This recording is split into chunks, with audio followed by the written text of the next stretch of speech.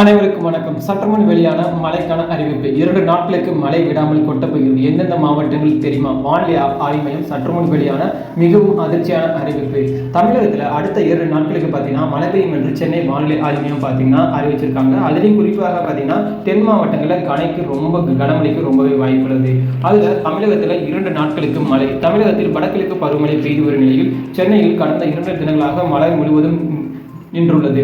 இந்நிலையில் வரும் நாட்களின் மழை நிலவரம் தொடர்பாக சென்னை வானிலை ஆய்வு மையம் வெளியிட்டுள்ள அறிவிப்பில் குமரி கடல் மற்றும் அதனை ஒட்டிய பகுதியில் மேல் ஒரு வளிமண்டல கிழக்கு சுழற்சி நிலவுகிறதால் இதன் காரணமாக பார்த்தீங்கன்னா இன்றிலிருந்தே பார்த்தீங்கன்னா ஒரு சில இடங்களில் புதுவை மற்றும் காரைக்கால் பகுதிகளில் இடி மின்னலுடன் லேசான முதல் மிதமான மழை பெய்தது. அது மட்டும் இல்லாமல் மயிலாடுதுறை, திருவாரூர், நாகப்பட்டினம், தஞ்சாவூர், புதுக்கோட்டை, சிவகங்கை, ராமநாதபுரம், தூத்துக்குடி, திருநெல்வேலி மற்றும் கன்னியாகுமரி மாவட்டங்களிலும் காரைக்கால் பகுதியிலும் ஒரு சில கனமழை பெய்தது.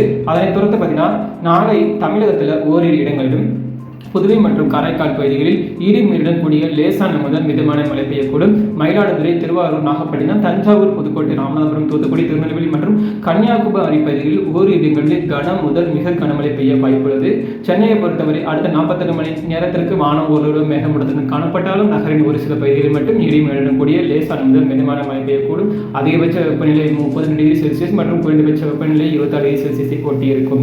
மீனவர்களுக்கான எச்சரிக்கை 18ஆம் தேதி பார்த்தீங்கன்னா கடலுக்கு வேகத்தில் வீசக்கூடும். அதாவது 40 கிலோமீட்டர் 50 கிலோமீட்டர் வேகத்தில் வீசக்கூடும். அதனால பார்த்தீங்கன்னா மீனவருக்கு எந்த ஒரு எச்சரிக்கையுமே அறிவிக்கப்படலை.